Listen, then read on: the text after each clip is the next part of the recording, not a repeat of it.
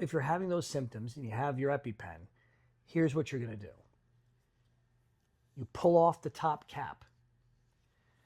You get it near the side of your leg, and you're going to press it firmly into your leg and hold it for the count of 5. It usually tells you when it's going to be done. 3, 4, 5, even count to 10, and then you've delivered the epinephrine. It's as simple as that. But a lot of people have never had the instruction, so they're intimidated by giving themselves the EpiPen.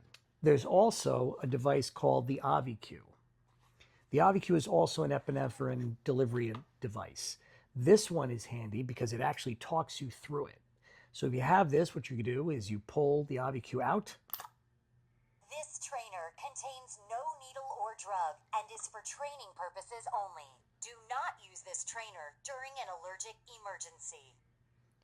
If you are ready to use, I'll let her pull talk. red safety guard down and off of this trainer. So I pull the safety guard off. Place black end against outer thigh. Black end. Push firmly until you hear a click and hiss sound and hold in place for 2 seconds.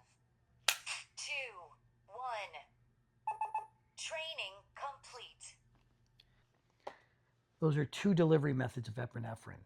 And remember, the earlier you give it, the quicker you stop the snowball effect of the histamine and all the chemicals building up that put you at risk for dying. A second thing that's really important to remember is after you give this epinephrine, you're going to feel better fast. You still have to go to the hospital. And the reason for that is twofold. One, sometimes one dose isn't enough. You can either have a worsening reaction if you're very severe, or there's also what's called a biphasic reaction, where after you get better, like an hour or so later, you can get a second phase reaction. The initial reaction's minutes after the ingestion. The second phase can be even an hour later, and they want to give you things like steroids, more epinephrine potentially, and other medication.